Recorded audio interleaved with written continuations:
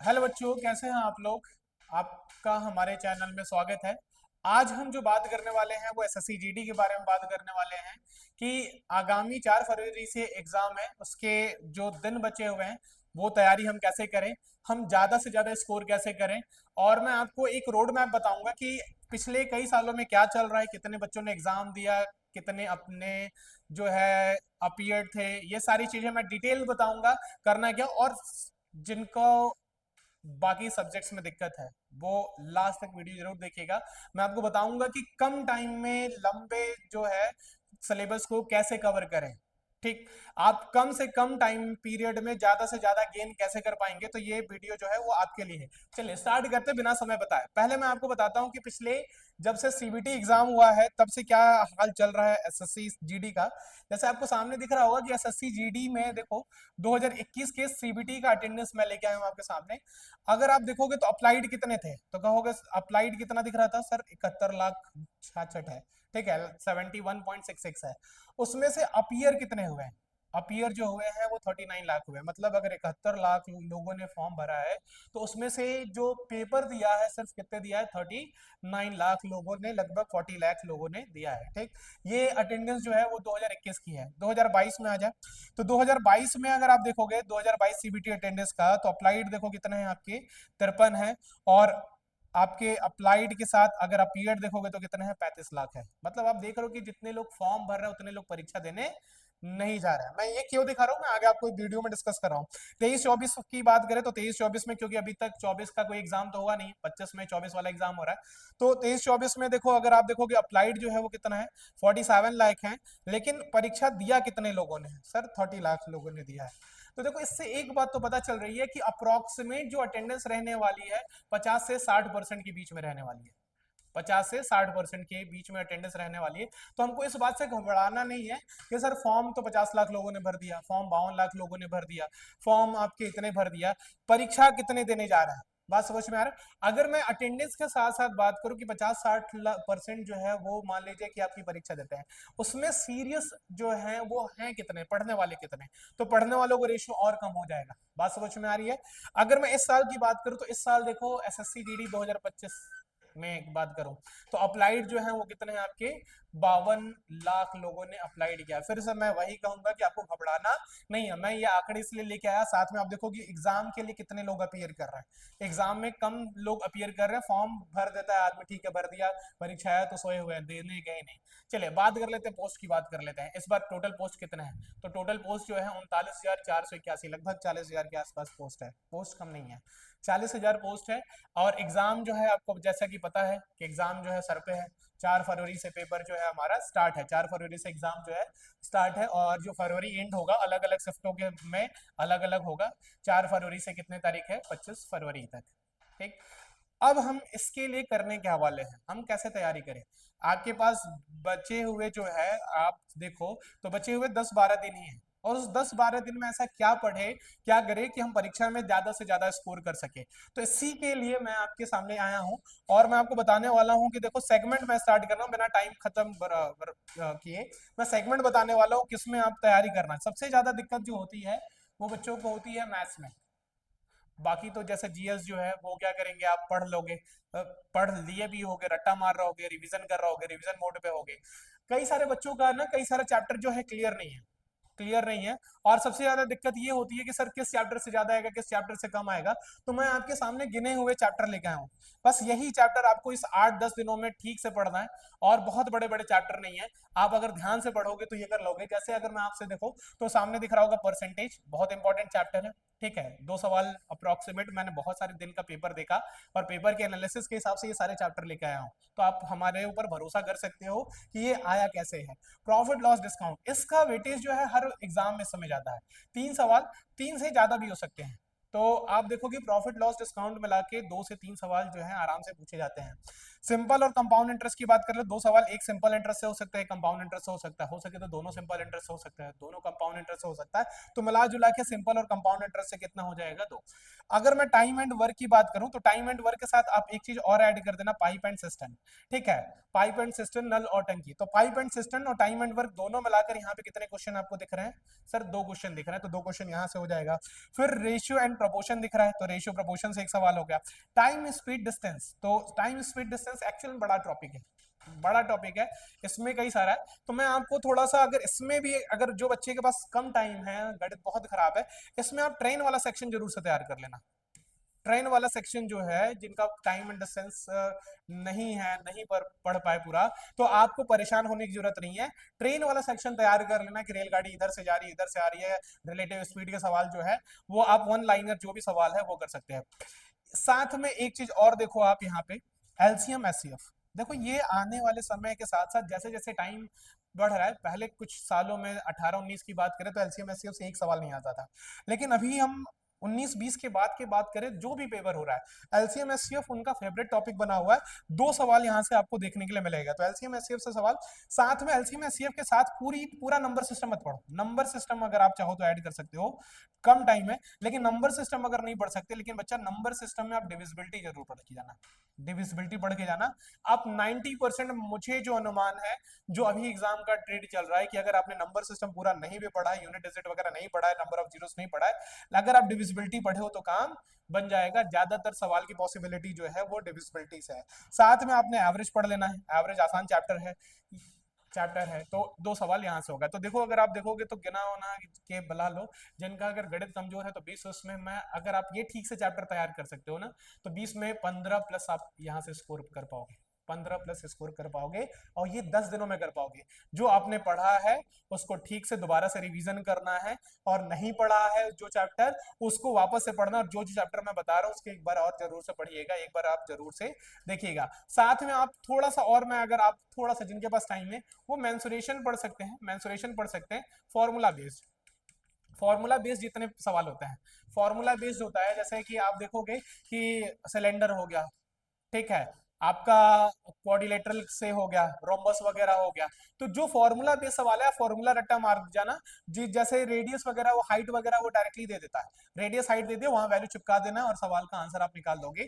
वहां कोई बहुत ज्यादा, बहुत 30 मार्क है कि एक चीज, एक फिगर में से दूसरा फिगर काट दिया, ये सारी चीजों की पॉसिबिलिटी जो है वो ना के बराबर होता है।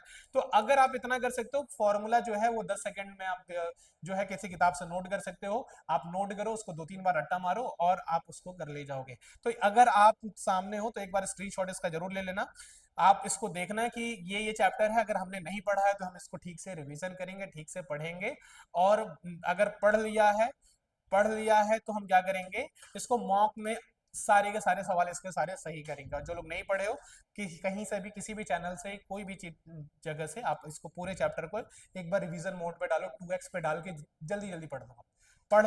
अगर नहीं हो सके तो कमेंट करना, जो चैप्टर आप नहीं कर पाओगे मैं आपको वो चैप्टर ठीक से पढ़ा दूंगा, और मैं वही सवाल कराऊंगा जो परीक्षा में अमूमन आते हैं। मैं एग्जैक्ट तो नहीं कहता वही सवाल आएगा, लेकिन मैं एक्यूरेसी जो है वही लेके चलूंगा कि जो परीक्षा में आएगा।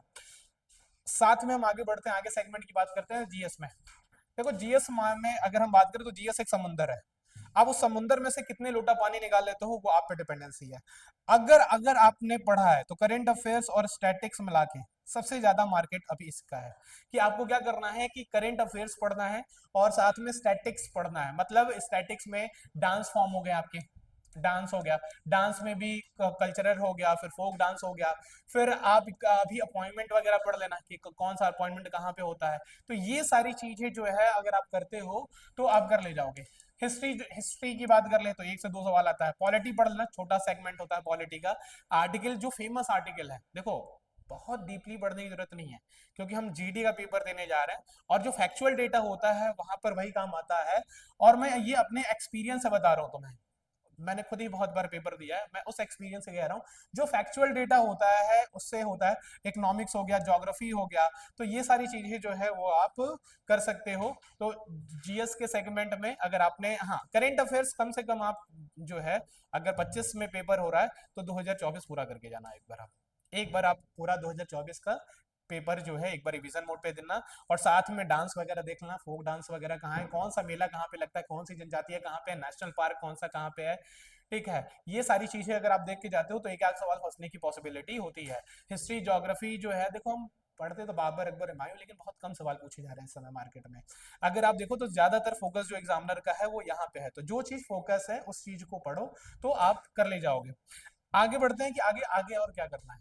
देखो पढ़ते जाओ पढ़ते जाओ पढ़ते जाओ, उससे कोई फर्क नहीं पड़ता जब तक आप मॉक टेस्ट नहीं देते। सबसे जरूरी चीज जो सबसे ब्रह्मास्त्र है, मैंने खुद की लाइफ में भी देखा है कि जितना मॉक टेस्ट में आपका आंसर, मॉक टेस्ट के आंसर में जो है नंबर आ रहा है, लगभग उसी के आसपास जो है वो आपका एग्जाम में भी नंबर आना है। या तो वो 2 नंबर ऊपर रहने वाला है या तो 2 नंबर पीछे। क्योंकि अगर आप बात करोगे कि एग्जाम का मतलब, एग्जाम का सीधा सीधा सा मतलब होता है, अगर ऑनलाइन एग्जाम है तो स्पीड भी चाहिए, साथ में क्या चाहिए, एक्यूरेसी भी चाहिए। तो स्पीड प्लस एक्यूरेसी दोनों चाहिए, तो वो आएगी कहां से, मॉक टेस्ट देने से आएगी कि हमने जो पढ़ा है वो सही पढ़ा है कि नहीं पढ़ा है। कई लोगों को, जैसे मैं अभी आपको मैंने ये नहीं बताया कि रीजनिंग पढ़ना है कि नहीं, मैं मान के चलता हूं कि आपने रीजनिंग पढ़ लिया होगा, और रीजनिंग आपको अगर जो चैप्टर अगर आपका कमजोर है वो दोबारा पढ़ सकते हो, लेकिन नहीं अगर आपका कोई कमजोर है तो मॉक टेस्ट दो। डेली के डेली कम से कम 2 मॉक टेस्ट दो, और उसका सबसे ज्यादा जरूरी चीज जो है वो है एनालिसिस। और एनालिसिस कैसे करना है, जैसे आपने क्या किया, जैसे मान लो 100 नंबरों का 100 क्वेश्चन थे इसमें, 100 क्वेश्चनों में आपने क्या किया, ध्यान से सुनना। 100 क्वेश्चन को आप बाइफरगेशन कैसे करना है कि आपने जो करेक्ट किया, ठीक, तो उसमें से इनकरेक्ट वाला भी होगा, साथ में जो होगा वो अनअटेम्प्टेड वाला भी होगा। करेक्ट वाला, इनकरेक्ट वाला, अनअटेम्प्टेड वाला। करेक्ट वाला है तो बहुत अच्छी बात है, करेक्ट ज्यादा से ज्यादा होना चाहिए। अगर बात करते हैं इनकरेक्ट, आपको ज्यादा फोकस पहले इस पे करना है।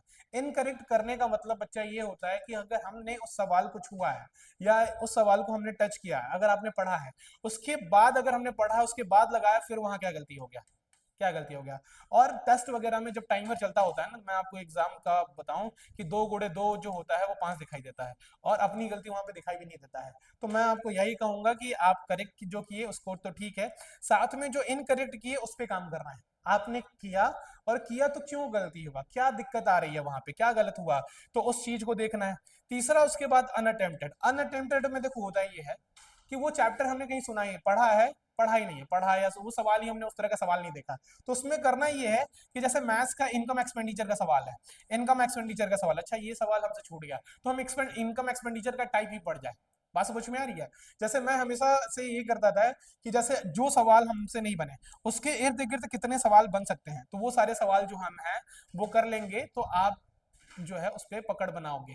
देखो यही छोटी छोटी चीजें हैं जिससे हम क्या कर सकते हैं, ज्यादा से ज्यादा अटेम्प्ट सवाल को कर सकते हैं। परीक्षा में पैनिक नहीं होना है। पैनिक अगर आप होगे, एग्जाम में अगर आपने प्रेशर बना लिया है, तो आप आगे करके नहीं आ पाओगे। बात समझ में आ रही।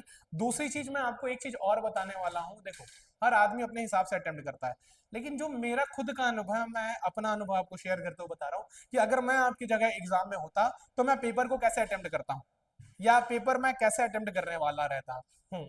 तो मैं जो सबसे पहले करता हूँ वो रीजनिंग करता। रीजनिंग के बाद जो है, और कई लोगों के दिमाग में रीजनिंग है क्यों, क्योंकि रीजनिंग सबकी अच्छी होती है, रीजनिंग में एक्यूरेसी ज्यादा होती है, और एक्यूरेसी ज्यादा है तो आप ज्यादा से ज्यादा सवाल कर पाओगे। दूसरा जो है, मैं जीएस कर लेता। जीएस के बाद जिनका हिंदी होगा वो हिंदी कर ले, जिनका इंग्लिश होगा वो इंग्लिश कर ले, जीएस हिंदी। मैं मैथ्स, एक्चुअल में मैथ्स का फैकल्टी भी हूँ, लेकिन मैं तो भी मैथ्स बाद में रखता हूँ। क्यों, क्योंकि मैथ्स के लिए प्रॉपर टाइम चाहिए। अब ये सवाल जो है सारा खेल टाइम का है। ये सवाल जो है, इस सवालों को आप अगर 1 घंटे के पेपर है तो 1 घंटे में आप 30 से 35 मिनट में आपको इन सारे को करना होता है। 30 से 35 मिनट में, जिसमें से 15 मिनट में आपको रीजनिंग करना होता है, बाकी दोनों सेगमेंट में जीएस या हिंदी में आपको उतना टाइम देना है। बाकी जो है फिर आपको जो बचा हुआ टाइम है 30 से 25 मिनट, 25 से 30 मिनट, तो मैं मैक्सिमम लेके चलता हूँ कि आप 30 मिनट छोड़ोगे। क्योंकि मैथ्स में देखो मैं आपको पहले बता दूं, कुछ सवाल जो होंगे वो 30 सेकंड में बन जाएंगे, कुछ सवाल जो है वो आपके 1 मिनट से ज्यादा लेंगे, कुछ सवाल 1.5 मिनट, कुछ सवाल आपसे बने भी नहीं। तो आप इन सब चीजों पे मत जाना कि हर सवाल जो है सर 30 ही सेकंड में हो जाता। अगर सारे सवाल 30 सेकंड के हो जाते ना भैया, तो 1 घंटा का पेपर ही नहीं बनता। फिर वो 30 का आप गुणा कर लो 20 से, आपको उतने देर का पेपर बना के दे देता। तो आप याद रखो, हर पेपर में जो कुछ सवाल होते हैं वो ऑप्शन से हिट हो जाते हैं, ऑप्शन से बन जाएंगे, 30 सेकंड 25 सेकंड में बन जाएगा। कुछ सवाल जो है वो नहीं बनेगा, 1.5 मिनट में लगेगा, 1 मिनट। तो जिसको जितना इज्जत चाहिए उसको पूरा उतनी इज्जत दो, नहीं तो आप जो है वो कर नहीं पाओगे। उम्मीद करता हूं कि आपको ये बात समझ में आ रही होगी। जो चीज नहीं समझ में आ रही होगी वो आप कमेंट बॉक्स पे कमेंट करना, उस पे मैं दोबारा वीडियो लेके आऊंगा और आपको मैं वो प्रॉपर गाइड करूंगा। साथ में और है कि जो चैप्टर आपको पढ़ना होगा, कि जो चैप्टर आपने नहीं कर पाया या जो चैप्टर आपसे नहीं हो पाया, तो उसके लिए मैं आपको वो चैप्टर पढ़ाऊंगा। साथ में मैं आपके लिए प्रैक्टिस सेट भी लेके आने वाला हूँ, 10 दिन के में 10 प्रैक्टिस सेट, जो कि रिकॉर्ड होना शुरू हो गया है। वो अपलोड होता जाएगा। और आप उस प्रैक्टिस सेट में ये चीज देखोगे कि हमने वही सवाल टेस्ट किया है, वही सवाल किया जो प्रीवियस ईयर में आया है, क्या अप्रोच होना चाहिए जल्दी सॉल्व करने का। तो ये सारी चीजें जो है आपको मिलेगी। तो अगर आपको ये पसंद आया हो, अगर आपके लगे कि हमारे ये काम आया वीडियो, तो इसको लाइक करिएगा, सब्सक्राइब करिएगा। Thank you.